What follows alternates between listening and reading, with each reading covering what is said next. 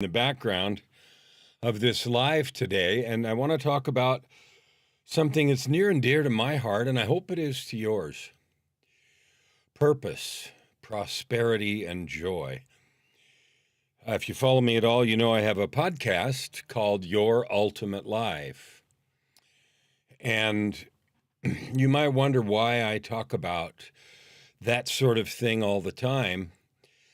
And I have a bunch of answers to that, but it really came home to me last night. Last night, I had the opportunity to be a guest on a podcast where the host talks about, he has over 200 episodes talking about folks that have had, near-death experiences, that have experienced death or, near death, and what they saw and how they felt and everything else. And so he asked me about my near-death experience, what had happened, and I talked to him at great length. And it was an hour, a good hour, almost 45 minutes, I guess. And it was wonderful, and it brought me back to something that's near and dear to my heart, like that experience was. And that is a truth about our existence here. You and I, we get up every day, right? The sun goes around the earth, and we see this beautiful moon, and we just had a full moon a little while ago, and we have the opportunity to create life just like we want it. And there's such a mythology around that. Oh, you can have prosperity, and we all have this religion around money. I saw a post on Facebook this morning from someone who said, "Oh, I had the best month ever," and then went on to talk about money. And it was interesting. How is it that the best month of your life is centered around cash? And I know this person not really well. I know them. And they are a prominent internet, marketer presence and so forth. But how is it that we measure the success and impact of our lives just with money? Money is important. But I can tell you for sure, from my own experience, that there's a lot more to being happy than piles of cash.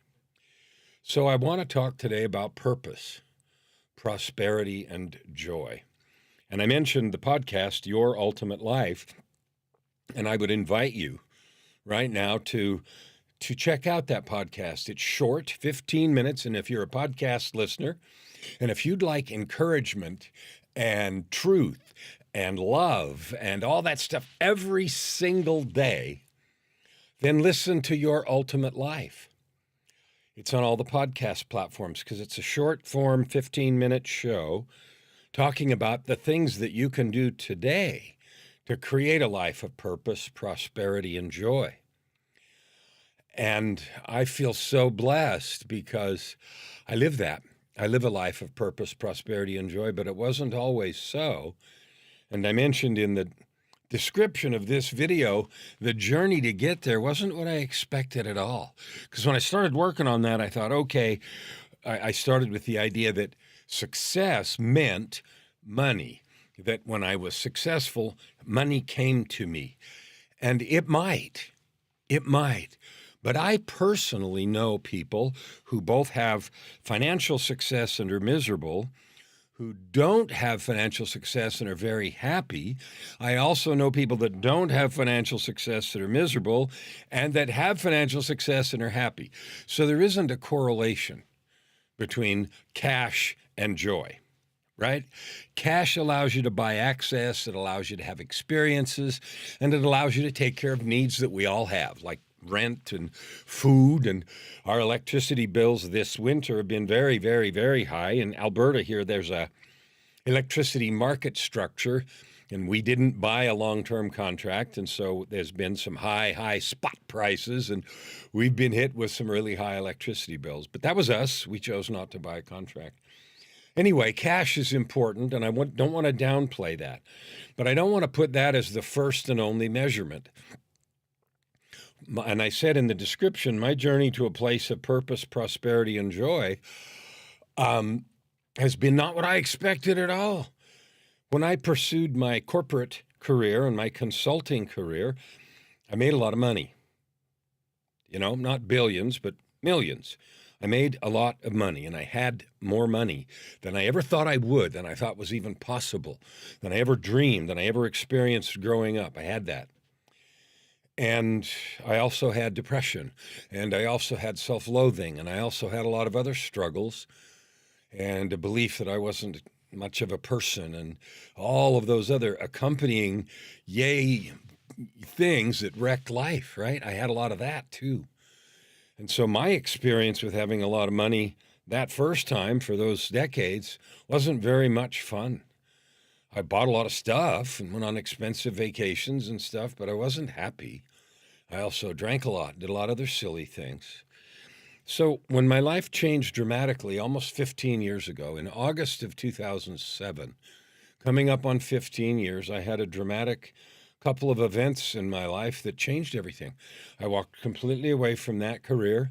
I walked away from the industry and started life over again at 52. Think about that. Starting life over again at 52. What?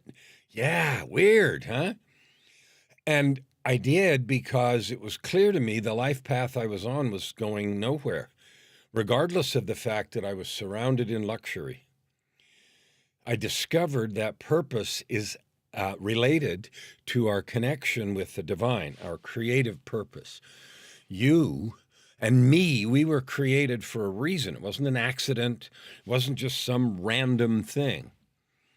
And because we were given power to create. And we downplay that. I was talking to a guy yesterday, not the one last night, about the near-death experience, but one earlier in the day, and we talked about how we create our experience every day. And he, as we talked, he said, I always thought that my daily experience, whether I had a good day or a bad day, came from the things that happened. This happened. I got up and I was kind of nothing, zero, neutral. And then good things happened. Hey, good day. And bad things happened. Ooh, bad day. And it was fascinating because he realized during that conversation, that's not true at all. You can wake up, do some things that you want, create a beautiful day, and then the things that happen to you just bounce off. Now, that doesn't mean that everything that happens to you is fun and I want it. And I got an email this morning from a guy, Chris Doris, who sends out a daily email, and I love Chris. And he said, I want the lowest level of energetic state that I have in my day to be observation. So he gave a funny example about his car being stolen. And so he said, I want to see my car stolen and say, my car's not there. Okay, wow, I wonder what I need to do now. Versus, oh, my car's stolen. Oh, no, my life sucks. Everything sucks. And so creating that negative thing around it. Now, having a car missing, you walk out of a place and your car's not there where you know it should be. That certainly will change your trajectory for the day. You got to do some different things. You got to look around. You got to call the police maybe. You got to do some things because that event happens. But does it have to make you mad? Does it have to make you furious at whoever the rotten person is that would do that? Or could it just be, that is what is, and now I'm going to figure out what to do with what is. And I'm going to choose to take care of that activity with joy and creativity because I can. And his point later on was, I have equal access to anger and creativity. I have equal access to being mad or being happy. That means that it's a choice. Those feelings we have, they're just neurotransmitters, and they come when we believe a thought. All right, so let's go to the journey to purpose, prosperity, and joy. I was in a place where I had a lot of money and was miserable. Some life-changing events took place, and I chose to take a new path. So I walked away from everything else I'd done and chose to build a new life. I began at that time to write books, be an author. I began to go back and do music that was related to those books. I began to sing and explore that talent. I began to learn to coach and to create a coaching practice. And a coach, a lot of people don't understand what a real coach is. A coach isn't somebody that shares knowledge. That's a teacher. A coach is an encourager. Maybe they have some knowledge and maybe they don't. I'll give you an example. Sometimes in the recording studio that I ran for many years, people would come and they would do a vocal performance and they wouldn't like it. And so I could, because I know music and because I'd done a lot of musical stuff, I could coach them to do some things different vocally and use a bit of knowledge that I had. So I had some knowledge about musical production, about vocal technique and that kind of stuff to help them. But I also had a lot of encouragement. Okay, and that doesn't come from my knowledge of vocal technique. It comes from my belief in their capability. Now, I have clients right now that I coach, and I don't know anything about their industry at all. I've found that the ability of a coach to affect the life of a client is far less related to knowledge about their industry than it is to knowledge about behavior and motivation and action. It goes back to what we said right at the start, which is you're a divine being. You're a child of God. You can create anything you want, like, wave your hand and magically do stuff. Now, that isn't how the creative process works, and you know it and I know it, but you have the ability to create anything you want. So go back to the title of today's broadcast, Purpose, Prosperity, and Joy. Do you know what your purpose is? I don't know what your purpose is. I know what mine is. But I do know that your purpose is best found and best magnified in the context of loving and serving those around you. That much I know. Our gifts and talents were given to bless lives around us. It's no wonder to me that people come and say all the time, I ask them, well, what do you want to do? How do you want to do this? And the first answer is, well, I love helping people. I love that. Well, of course we do. We were built to do that. That's how the divine functions. The whole purpose is to help us grow. So purpose. Your purpose can be found by serving. Figure out what things you like to do in the context of helping people around you succeed, win, achieve their goals. You'll find that there's some things that you do naturally better than others. You'll find that. But you won't find it unless you're busy serving and helping and doing things. That's when you find it. Some people treat, finding their purpose like a safari. We're going to go dig it up in the yard. We're going to go, on a safari to somewhere, and then we're going to find the treasure. I've never found anything that way of purpose, and I don't know anybody that did. So service is the place to find your purpose. The next thing is prosperity. Prosperity, generally, people associate with cash. I'm prosperous, so I have a lot of cash. Now, prosperous can be cash, but prosperity is relationships. It can be prosperity of your health, prosperity of your wisdom and your learning, prosperity in people around you, family and love. There's lots of ways to be prosperous, and they're all related. Okay? If you want to turn your talents, your gifts into a business, you can do that. In fact, it's easier to do that today than it has been ever in the universe. Okay? And the reason is because the internet lets us reach the world. So it's easier and easier to find people that need what you have or that want what you have. So the point of purpose, prosperity, and joy is simply this. Your purpose, I found my purpose in serving. I found my purpose by leaning into love and creativity. Prosperity has come by serving well, by identifying things that I love to do, writing, coaching, music, and doing them and sharing them, and then people will pay for that. They do, and they'll pay for your gifts too. Joy, the last one. Ooh, this is the biggest, best for last. Joy is something you choose. Joy is a choice. You can live in joy 100% of the time.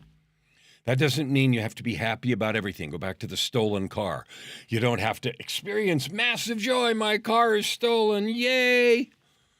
Although I did have a friend who said his car was in bad shape and it got hit when it was parked, and it was a relief because then he didn't have to fix it because he got insurance settlement.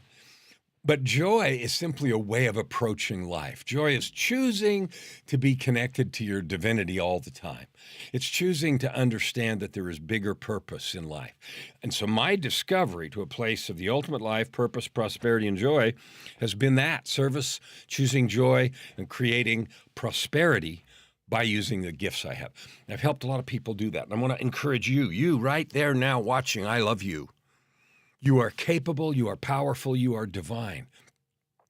And every moment you choose to live into that truth is a moment you can choose joy, be of service, and love every single minute, moment, second of your life. Wow. Wow. Can you imagine what it would be like if we all did that together? I don't know. It'd just be so glorious. It's beautiful to see you here today. Thank you for sharing these few minutes with me. Make a choice to live in joy. Go and choose to serve to find your purpose.